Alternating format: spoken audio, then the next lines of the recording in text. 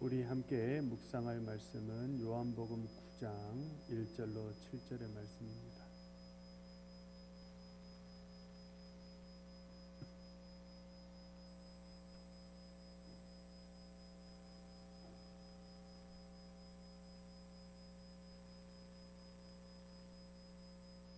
요한복음 9장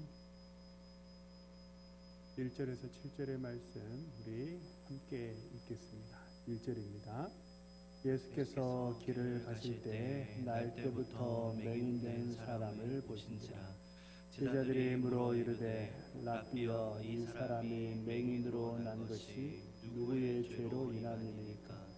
자기니까 그의 부모니까? 예수께서 대답하시되 이 사람이나 그 부모의 죄로 인한 것이 아니라 그에게서 하나님의 하시는 일을 나타내고자 하심이라. 때가 아직 나아짐에 나를 보내신 이의 일을 우리가 하여야 하리라. 밤이 오리니 그때는 아무도 일할 수 없느니라. 내가 세상에 있는 동안에는 세상의 빛이로라. 이 말씀을 하시고 땅에 침을 뱉어 진흙을 이겨 그의 눈에 바르시고 이르시되 실로암 모세에 가서 씻으라 하시니, 실로암을 번역하면 보냄을 받았다는 뜻이라. 이에 가서 씻고 밝은 눈으로 왔더라. 이웃 사람들과 7절까지. 한번 우리 앞뒤 좌우 옆 사람과 서로 인사하실까요? 사랑합시다. 격려합시다. 전도합시다. 오늘은 이제 실로암까지 가라 하십니다라는 제목으로 하나님 말씀을 전하겠습니다. 요한복음은 혹시 들어보셨는지 모르겠지만 7가지 기적이 기록되어 있습니다.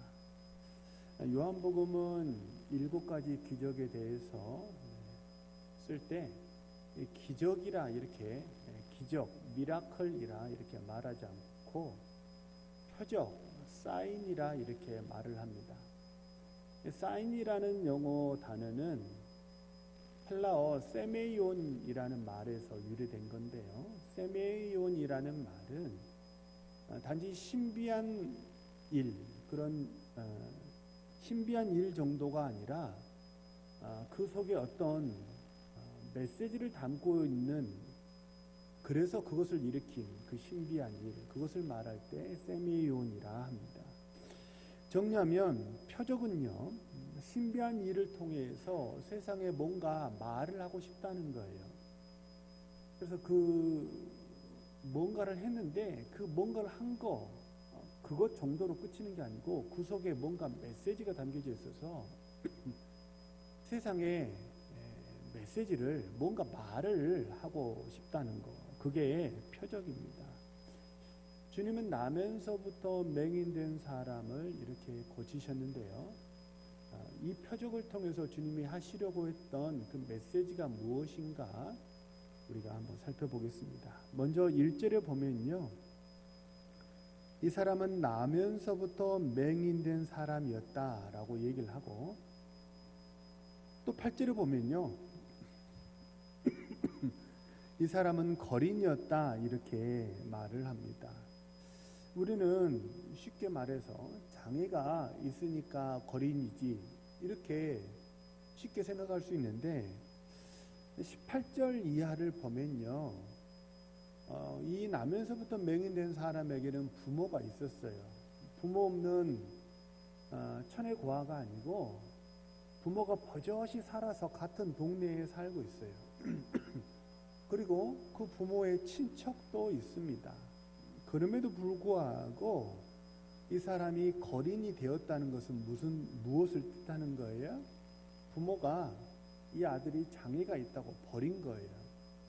왜? 우리 70년대 막 그때는 장애가 있으면 물론 비인격적이고 있어서는 안 되는 일이지만 버리는 일이 좀 왕왕 옛날에는 있곤 하지 않았습니까? 부모에게 버림을 받은 이 맹인이 세상 살기가 얼마나 힘들었을까요? 이 참혹한 상황을 보고 제자들이 묻습니다.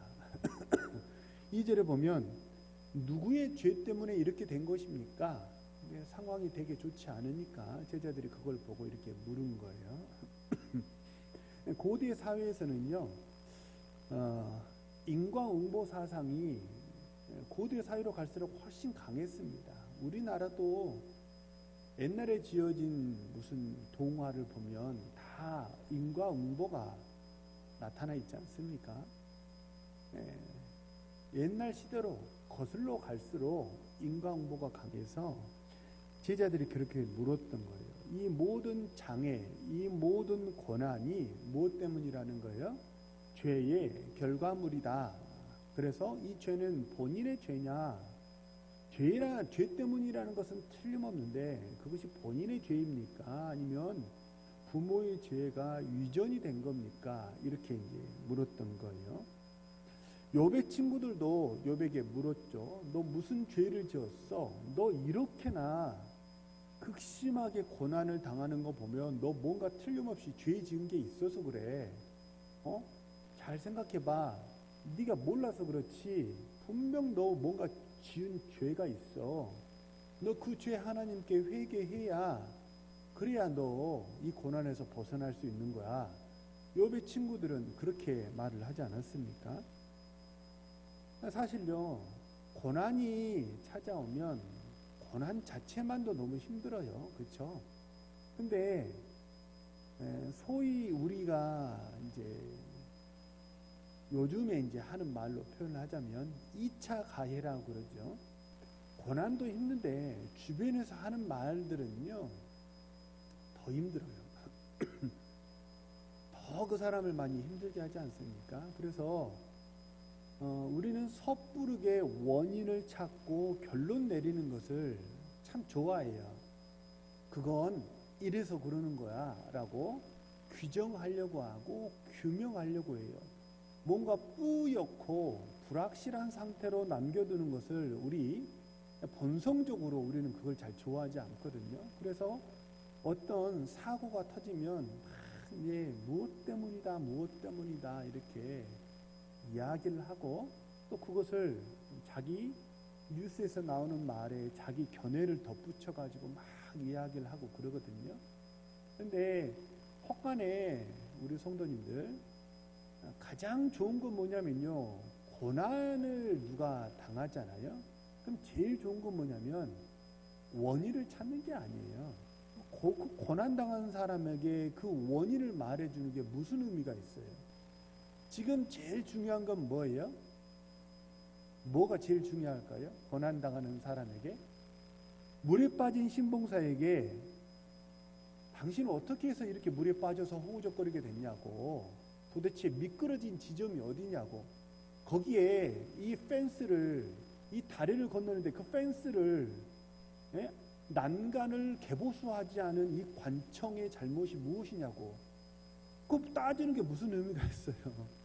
물에 빠진 신봉사에게 제일 중요한 건 뭐예요? 어려운가? 너무 어려운 철학적인 질문인가요? 뭐가 제일 중요해요? 건져주는 거죠. 그러니까 고난당하는 사람이 있으면 뭐 하셔야 돼요? 그냥 원인을 규명하려고 하지 마세요. 그냥 힘드시죠. 이 또한 지나갈 거예요. 기도할게요. 힘내세요. 하나님이 함께 하시잖아요. 이런 말들이 얼마나 위로가 되고 힘을 줍니까? 그렇죠? 하나님이 우리에게 주신 마음은 어떤 마음이에요? 정죄하는 마음이 아니에요. 규정이 자칫 잘못하면 뭐가 되는 거예요? 정죄가 되는 거예요. 하나님이 우리에게 주신 마음은 정죄하는 마음이 아니에요. 내가 땅땅땅 재판하고 규정하는 게 아니에요. 하나님이 우리에게 주신 마음은 어떤 마음입니까? 로마서 12장에 보면요, 기뻐하는 자들로 뭐하라? 함께 기뻐하고 우는 자들로 함께 울라. 그냥 초상집에 가가지고 어쩌다 죽었대, 왜 수술을 안 받았대, 그 말해봐야 무슨 소용이 있어요. 그렇잖아요. 참 이렇게 가족을 잃고 때로는 그것이 부모가 될 수도 있고 때로는 자녀가 될 수도 있고 그 상을 당한 그 남은 유가족들의 마음을 어루만지고 위로하는 거 그게 초상집에서 제일 잘하는 거 아니에요, 그죠? 하나님이 고난당하는 사람에게 어떤 마음이에요? 하나님의 마음은 어떤 마음이에요? 함께 우는 거예요. 그게 제일 좋은 거예요. 혹여 우리 동원의 성도들 가운데 고난받는 성도가 있다면 남 모르게 나만 알고 있는 저 고난이 저 사람에게 있어요. 그러면 어떻게 하셔야 돼요? 그냥 이런저런 말하지 마세요. 이런저런 말하지 마시고 또한 지나갈 거예요. 다 잘 될 거예요. 하나님을 보여주세요. 하나님이 함께 하시잖아요. 왜 옛날에 그런 찬양이 있지 않았습니까? 힘을 내세요. 힘을. 나는 그 동원교회 와가지고 뭔 찬양을 하나 하려고 그러면 좀 두려움이 있어. 이것도 전라도에서만 부르는 거예요. 그 찬송 아세요? 예. 시작. 힘을 내세요. 힘을 내세요. 주님이 손잡고 계시잖아요. 끝. 주님이 손잡고 계시잖아요. 하나님이 함께 하세요. 하나님이 기도를 들으실 거예요. 하나님이 잡아주실 거예요. 네, 그게 가장 큰 위로죠. 우리 동훈의 공동체가 위로의 공동체, 그리고 소망을 주는 공동체가 되어지기를 간절히 소망합니다. 제자들의 질문에 대한 주님의 대답은 무엇이었냐면요, 하나님의 메시지를 전하기 위해서 그랬던 것뿐이다 라는 거예요. 그러면 하나님이 이 땅에 전하시려는, 오랜만에 이제 오윤성 군사님이 교회에 오셔서 그래요. 그래서 가족들이 어디 갔냐고 찾는 거예요. 누가 전화를 좀 받아줘요. 그래도 오 권사님 교회 안 오시는 것보단 전화벨 울려도 교회 오시는 게 100번 낫지 않습니까? 맞죠? 전화벨에 신경 쓰지 마시고 말씀에 집중하세요. 하나님은 이 땅에 뭔가 메시지를 전하고 싶었다라고 이제 얘기를 하시는데, 하나님이 그러면 이 땅에 이 나면서부터 맹인된 사람을 통해서 이 땅에 전하고 싶었던 메시지가 뭐냐? 4절 5절에 보면 한마디로 말하면 세상에 빛을 전하고 싶었다는 거예요. 세상에 빛을 보여주고 싶었다는 거예요. 그러니까 맹인에게 빛은 생명과 같은 거 아닙니까? 그죠? 그걸 세상에 전하고 싶었다. 주님은 이렇게 얘기를 하시는 거예요. 주님을 만난 맹인이 먼저 주님으로 말미암아 치유를 받는 거예요. 그리고 어떻게 되는 거예요? 다른 사람들에게도 저 빛을 따라가면 내가 뭐 할 수 있다? 눈을 뜰 수 있다. 이 길을 이 맹인을 통해서 세상에 알려주고 싶어서, 그래서 이 사람이 맹인 된 것뿐이다. 주님은 이렇게 말씀을 하시는 거예요. 그래서 맹인은 죄 때문에 이렇게 된 게 아니라는 거예요. 세상에서 육적으로 맹인된 사람 또는 영적으로 맹인된 사람에게 빛을 비춰주려고, 다시 말하면 맹인에게 빛이라는 건 뭐예요? 눈을 뜬다는 거죠. 그 눈을 떠주게 하기 위해서 주님이 그렇게 빛을 소개하기 위해서 이 사람은 예비된 사람, 그런 사명이 있었던 것뿐이다. 주님은 그렇게 말씀을 하시는 거예요. 자, 한번 살펴보세요. 제자들의 말처럼 죄 때문이다 라고 말하면 어떻게 되는 거예요? 이게 과거지향적인 말이 됩니다. 그리고 어떤 말이에요? 절망적인 말이 돼요. 그리고 정죄적인 말이 됩니다. 그런데 주님의 말씀처럼 나도 살고 나처럼 고생하는 또 다른 사람도 살게 하기 위해서 샘플로 하나님이 나를 쓰신 것뿐이에요 라고 얘기를 한다면, 그러면 어떻게 되는 거예요? 이건 미래지향적인 말이죠. 이 얼마나 소망이 있고 치유적인 메시지입니까? 그렇죠? 우리 성도님들의 언어는요, 어떤 언어가 되어야 합니까? 짐을 지우는 말은 우리의 말이 아니에요. 짐을 지우는 말은 누구의 말이에요? 검사의 말이에요. 다시 말하면 누구의 말이에요? 사탄의 말이에요. 사탄은 검사거든요. 죄를 규정하고 너는 이런 죄가 있기 때문에 이런 짐이 있다. 너는 죽어야 마땅하다라는 게 사탄의 언어예요. 하지만 하나님의 백성들의 말은 어떤 말입니까? 짐을 벗어버리게 하는 거예요. 수고하고 무거운 짐을 하나님 앞에 내려놓게 하는 말이에요. 근데 그 짐을 내려놓으려면 반드시 어떻게 해야 돼요?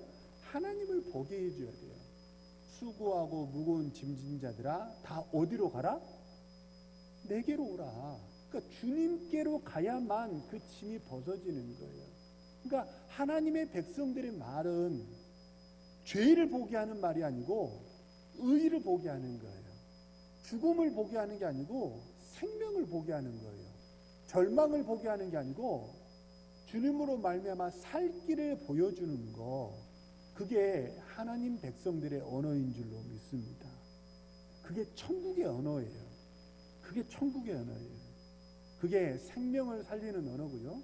우리 모든 그리스도인의 언어입니다. 우리 사랑하는 모든 동원의 성도님들 입술에 언어의 축복을 갖는 우리 신실한 주의 백성 되시기를 주님의 이름으로 축복합니다. 여기 나오는 맹인은요, 다름 아니라 우리 자신을 말합니다. 우리는 욕심 때문에 이제 눈이 가려져서 참과 거짓을 잘 분별하지 못해요. 지지난주인가요? 제가 한번 이제 화평, 오후 예배 시간에 화평에 대해서 말씀을 들었는데, 욕심은 죄를 낳습니다. 그리고 죄는 반드시 하나님으로부터 멀어지게 해요. 눈을 가려버리는 거예요. 그래서 사실 우리 사람이 한 숟갈 더 먹고 싶은 그 욕심은 왜 생기는 거예요? 만족감을 얻으려고 한 숟갈 더 먹는 거거든요. 욕심은 왜 부리는 거예요? 만족을 얻기 위해서 욕심을 부리는 거거든요. 근데 성경은 정반대라고 얘기를 해요. 한 숟갈 더 먹으면 뭐가 찾아와요? 이티 배가 되는 거예요. 이제 배가 불룩 올챙이 배가 되는 거죠. 비만이 찾아오고 합병증이 찾아요. 고지혈증, 고혈압, 당뇨, 또 온갖 질병들이 찾아와요. 한 숟갈 더 먹으면 그렇게 돼요. 조금 더 움켜쥐면 어떻게 돼요? 사람들이 다 떠나가요. 사람이 축복의 통로인데 사람이 떠나가는 것은 축복의 통로가 막힌다는 뜻이죠. 그래서 사실 욕심은 더 행복하려고 욕심을 부리는 건데, 아이러니하게도 욕심은 부리면 부릴수록 어떻게 됩니까? 행복하지 못하게 된다는 거예요. 우리는 이 맹인과 같아요. 그래서 맹인은 앞을 못 보니까 우리가 주님께로 가야 그 짐이 벗어지고 이 문제가 해결이 될 텐데, 앞을 못 보니까 주님이 어디 계신지 알아요, 몰라요? 몰라요. 주님이 소리가 어디서 나더라도 거기를 내가 쑥쑥쑥 이렇게 갈 수 있어요, 없어요? 없어요. 눈이 멀었기 때문이죠. 그래서 1절에 보면 주님이 어떻게 하신 거예요? 1절에 보면요, 우리가 주님께 갈 수 없으니까 주님이 우리를 찾아오셨고요, 우리가 주님을 볼 수 없으니까 주님이 먼저 우리를 보신 거예요. 오늘 이 시간 찾아오시는 주님을 만나시는 우리 신실한 주의 백성들 되시기를 바랍니다. 우리는 다시 만나기 위해 태어났다라는 책에 소개된 일화입니다. 실화입니다. 마크 앤더슨이라는 공군 조종사가 있었는데요, 아내 이름이 수잔이에요. 이 수잔이 어려서부터 이렇게 시력이 그렇게 좋지 못했던 것 같아요. 근데 아마도 이제 초기에, 이제 지금은 이제 라섹 이런 게 굉장히 기술이 발달했지만 아마 초기 버전이었던 것 같아요. 눈 수술을 하다가, 병원에서 수술을 받다가 그만 의료 사고가 일어나서 실명하게 됩니다. 눈을 멀어버렸어요. 자, 내가 어제까지만 해도 사실 이렇게 또렷이 세상을 보지는 못해도 내가 눈 뜨고 세상 돌아다녔어요. 그런데 하루아침에 내가 실명이 됐다고 가정을 한번 해보세요. 어떻게 될까요? 실명은 잘 감이 오질 않으시죠? 다리뼈 하나만 부러져서 걷지를 못해도요, 우울증이 찾아옵니다. 손 하나만 쓰지를 못하고 몇 달이 지나보세요, 우울증이 찾아옵니다. 근데 실명이 돼서 평생 이렇게 살아야 된다고 그러면 그 사람 마음이 오죽하겠어요, 그죠?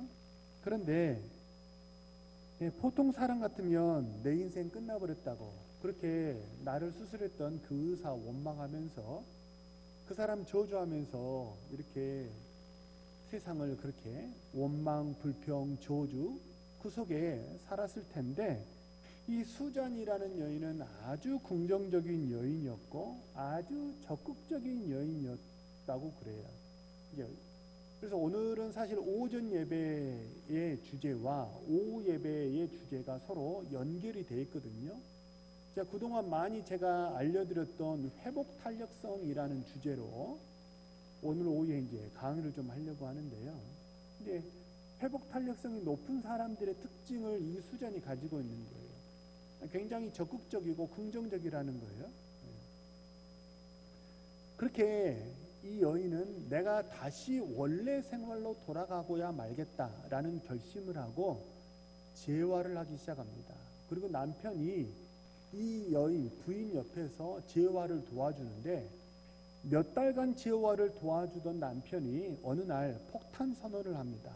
나 이제 공군 조종사니까 일도 너무 바쁘고 힘드니까 내가 더 이상 당신을 도와줄 수 없을 것 같다고, 이제 당신 스스로 재활을 하라고 그렇게 폭탄 선언을 합니다. 수잔이 생각했대요. 역시 세상에 믿을 사람 하나 없다더니 남편은 역시 남의 편이었구나. 그러면서 이 수잔이 약간 실망하기는 했지만 그래도 자기 혼자 꿋꿋이 재활을 해나가기 시작해요.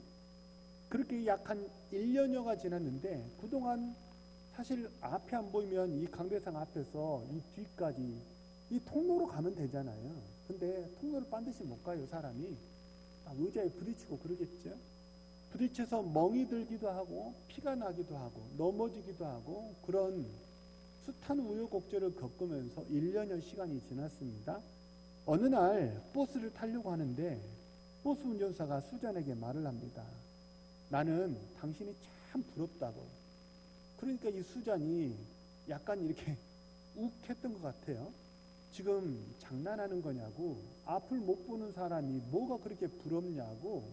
그러니까 버스 운전사가 하는 말이, 아니 정말 몰랐던 거냐고, 진짜 몰라서 그러는 거냐고. 그러면서 하는 말이, 당신 남편이 그 1년 동안 당신 5m 주변을 뱅뱅 돌면서 차를 막아주고 사람을 막아주고 당신이 재활할 수 있도록 도와주고 있었는데 정말 그걸 몰랐던 거냐고.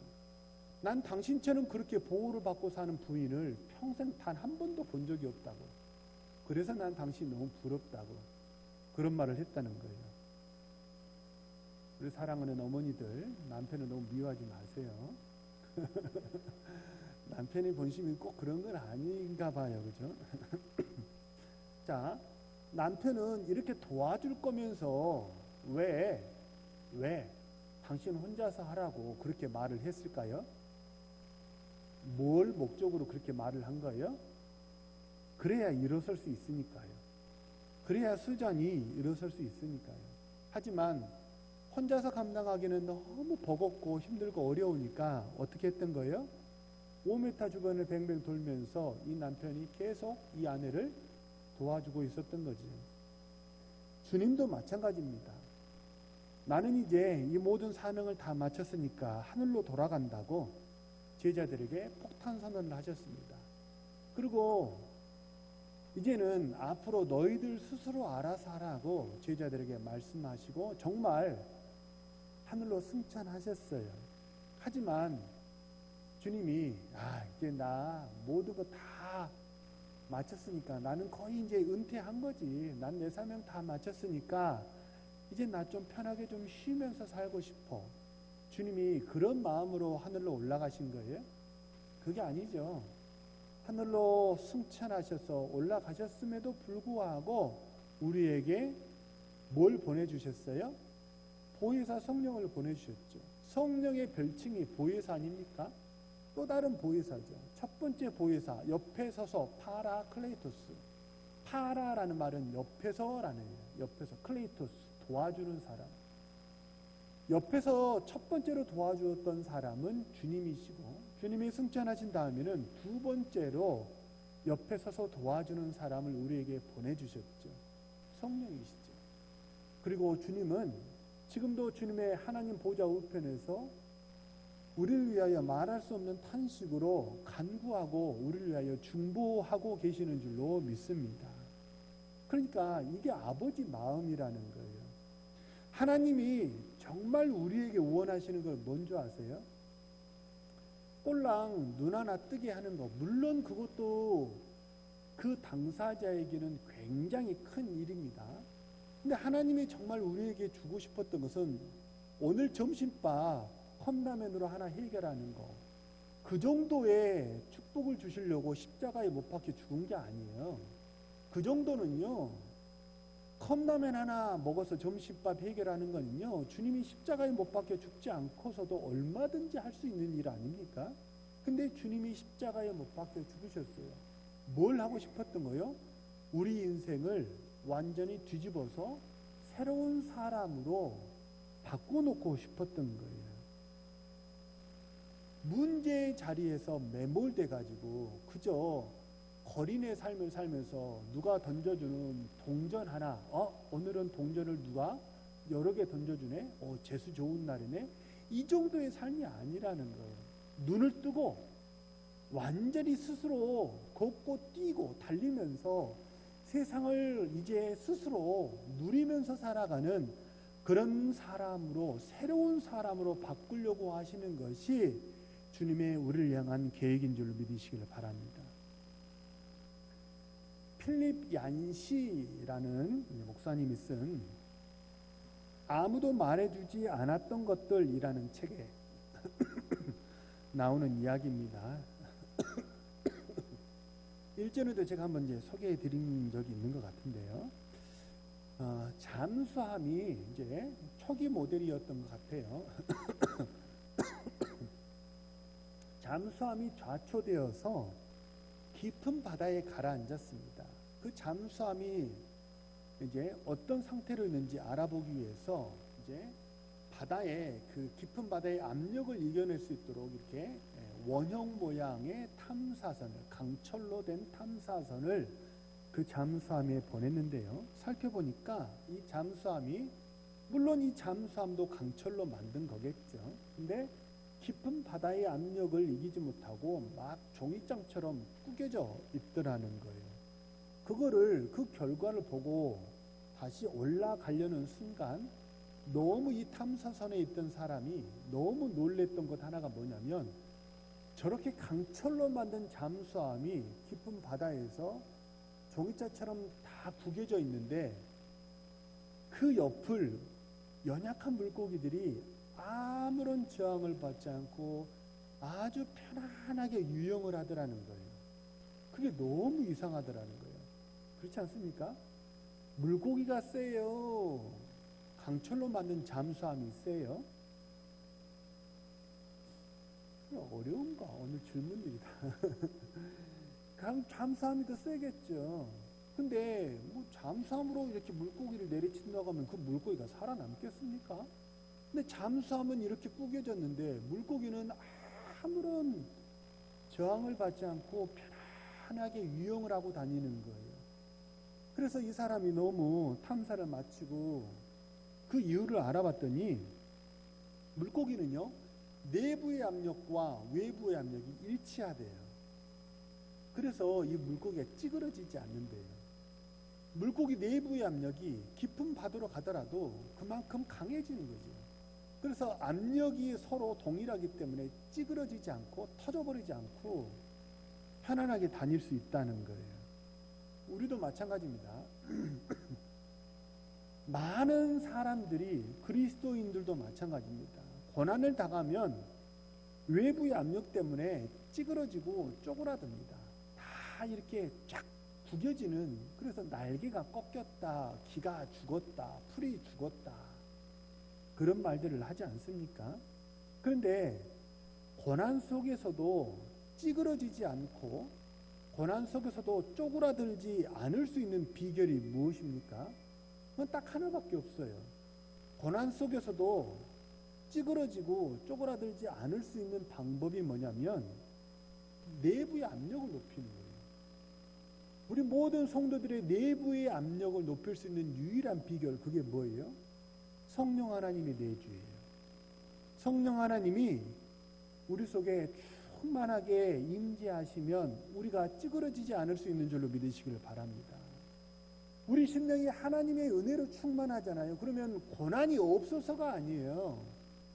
고난이 없어서 웃는 게 아니에요. 고난이 있더라도 내부의 압력과 외부의 압력이 일치하기 때문에 고난이 강할수록 부어주시는 하나님의 은혜도 비례해서 강해지기 때문에 그래서 우리가 쪼그라들지 않을 수 있는 줄로 믿습니다. 언젠가부터 대한민국에 멘붕이라는 말이 아주 일상 용어처럼 되어버렸습니다. 우리 어르신들도 멘붕이라는 말을 이제는 다 아시고 사용하지 않으세요? 그죠? 멘붕이라는 말이 우리는 이제 일상 용어처럼 되어버렸거든요. 다시 말하면 이게 뭘 뜻하는 거예요? 우리 코리안들의 멘탈이 유리처럼 약해졌다는 걸 의미하는 거예요. 유리처럼 약해졌기 때문에 누가 눈빛 하나 잘못 보내잖아요. 상처를 받아요. 의도하지 않은 말이에요. 그냥 오해예요. 근데 말이 엇나갔을 뿐이에요. 말이 잘못돼서가 아니고 말이 엇나갔을 뿐이에요. 근데 말 한마디에 상처를 받아요. 의절합니다. 다시는 저 사람 만나지 않으리라. 심지어 말을 잘못했다고 요즘 뉴스에 계속 나오잖아요. 뭐 선생님들이 이렇게 어떻게 됐다 뉴스에 계속 나오잖아요. 선생님이 말 한마디 잘못했다고 어떻게 해요? 고소합니다. 고소 고발해요. 누가 말 하나 행동 하나 하면 서운해하고 심지어 고소하기도 하고 이 일이 내 생각대로 잘 풀리지 않아요.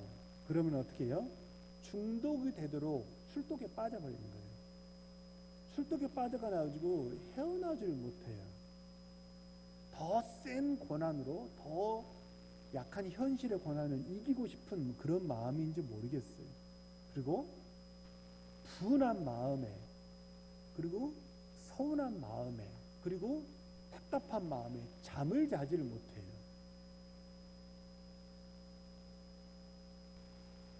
어떻게 해야 잠을 잘 수 있는 거예요? 주께서 그 사랑하시는 자에게 잠을 주시는 줄로 믿으시기 바랍니다. 주께서 그 사랑하시는 자, 하나님의 사랑과 은혜를 입는 자, 다시 말하면 뭐예요? 하나님의 은혜가 충만한 사람이 하나님 아버지께서 나를 보살피시는 줄로 믿고 잠을 잘 수, 두 다리 뻗고 잠을 잘 수 있는 줄로 믿습니다. 하나님의 은혜가 있어야 돼요.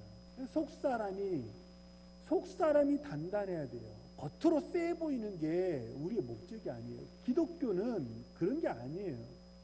센케 아시나 우리 어르신들? 센 캐릭터, 거친 사람, 마초, 스트롱맨.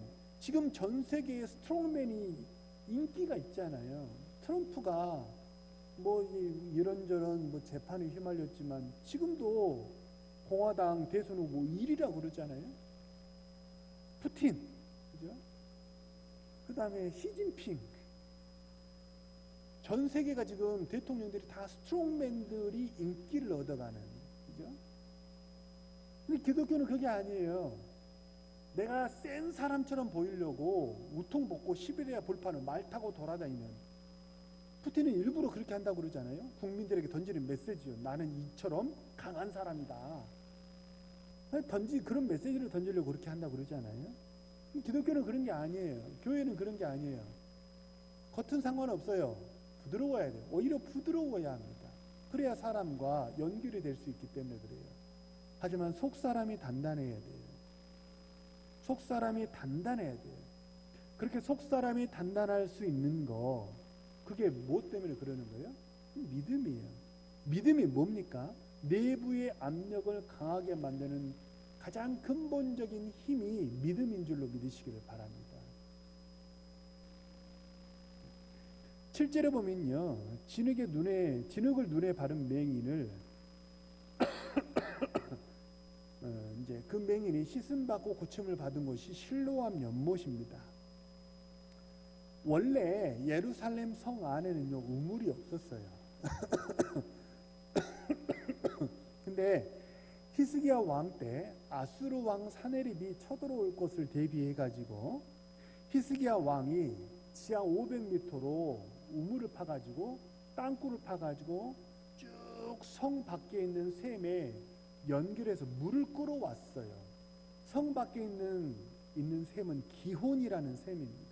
그 기혼이라는 샘에 땅굴을 파가지고 우물을 파가지고 쭉 연결해서 기온 샘물을 끌어와가지고 예루살렘 성 안에 우물을 하나 만들었거든요. 그 우물이 실로암이에요. 그 실로암 우물은요 예루살렘 성전 옆에 있고 하나님 옆에 있는 우물이에요. 그 우물에 가서 씻으라 주님이 이렇게 말씀하신 거예요. 예루살렘에 있는 이 실로암 연못은요 하나님의 은혜, 치유, 회복, 축복 이것을 상징하는 게 실로암 연못입니다. 자, 한번 보세요. 주님은 여태까지 모든 기적을 병자가 있는 그 자리에서 바로 즉석에서 치유해 주셨어요. 안진뱅이를 그 자리에서 일으키셨고 죽은 사람도 그 자리에서 일으키지 않았습니까? 근데 유독 오늘 본문의 맹인에게는 진흙을 눈에 바르신 다음에 너 스스로 실로암 연못까지 가라고 주님이 말씀을 하세요. 왜 그랬을까요? 이 나면서부터 맹인된 사람이 앞을 못 보는 사람이 실로암 연못까지 스스로 걸어가기가 쉬웠을까요? 어려웠을까요? 어려웠겠죠. 가다가 여기저기 부딪히고 넘어지고 그런 일이 있지 않았겠습니까? 그럼에도 불구하고 주님은 뻔히 그런 상황이 일어날 것을 아심에도 불구하고 실로암 연못까지 너가 스스로 걸어가서 거기서 씻어라. 그러면 낫게 될 것이다. 이렇게 주님이 말씀하세요. 왜 그랬을까요? 고생 좀 해봐라. 그게 그렇게 쉽게 되는 건 줄 아냐? 너도 고생 좀 해야 이게 귀한 건 줄 알아. 그런 의미로 주님이 그렇게 하신 거예요? 그게 아니죠. 맹인에게 주님이 이 나면서부터 맹인된 사람에게 주고 싶었던 것은요. 아까도 말씀드렸지만 단지 눈 하나 고쳐주는 그거가 목적이 아니었기 때문이에요. 이 맹인은 평생 다른 사람 손을 의지해서 다른 사람 도움을 의지해서 살았던 사람이에요. 그런데 이제 어떻게 하라는 거예요? 사람 도움 의지하지 말고 내가 너 도와줄 거야. 내가 너 5m 주변 뱅뱅 돌면서 내가 너 부딪히지 않게, 내가 너 다치지 않게 앞으로도 계속 인도해 줄 거야. 그러니까 사람 의지하지 말고 나 믿고 가. 주님이 그 말씀을 하시는 거예요. 지금까지는 사람 의지하는 그런 인생이었지만 앞으로는 하나님 의지해서 눈 뜨고 사람 도움 의지해서 사는 사람이 아니라 스스로 일어서는 사람이 되라. 주님은 그 말씀을, 그 메시지를 전하시려고 스스로 실로암 연못까지 가라. 이렇게 말씀하시는 거예요.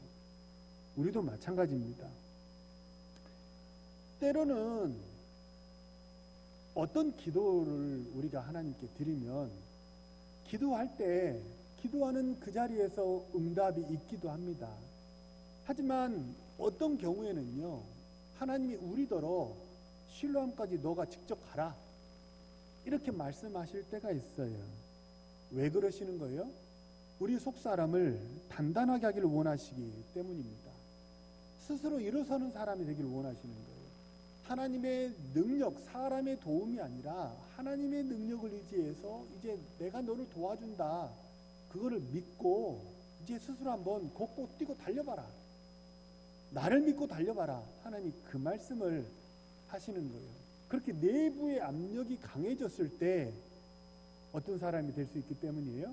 고난이 와도 찌그러지고 쪼그라들지 않는 그런 인생을 살 수 있기 때문에 그렇습니다. 이것이 복음이 우리에게 주는 궁극적인 목적이에요. 복음은 꼴랑 컵라면 하나 주는 거 그것이 목적이 아니에요. 겨우 그 정도 주는 것이 복음이 아니에요. 우리의 인생을 뒤집어 놓기를 원하세요. 하나님의 능력을 의지해서 스스로 일어서고 걷고 뛰고 달리는 그런 복된 삶을 살아가는 우리 신실한 주의 백성 되시기를 주님의 이름으로 축복합니다. 때로 하나님이 우리에게 납득이 안 되도록 이건 나 너무 힘든데 나 이거 너무 어려운데 왜 좀 해주면 되잖아. 왜 다른 사람은 다 해줘놓고 왜 나에게는 실로암 연못까지 가라 하시지? 그러지 마시고 주님이 가라 하시면 믿음으로 일어서서 걸어가시는 우리 주의 백성 되시기를 소망합니다. 그러면 내가 이전에 한 번도 경험하지 못했던 눈이 떠지는 치유를 체험하게 되고 내가 스스로 일어서고 걷고 뛰면서 내 반경 5m 주변에서 계속 파라클레이토스 보혜사 성령께서 나를 도우시고 잘 걸어갈 수 있도록 새롭게 일어서는 사람이 되도록 하시는 그런 새로운 은혜와 축복을 누리게 될 수 있을 줄로 믿습니다. 이번 한 주간도 보혜사 성령님 의지하여 도우시고 인도하시는 그 하나님의 인도하심과 축복 속에 언제나 승리하는 우리 신실한 주의 백성 되시기를 주님의 이름으로 축복합니다. 우리 주신 말씀을 놓고 나무랍시면서 통성으로 기도합니다.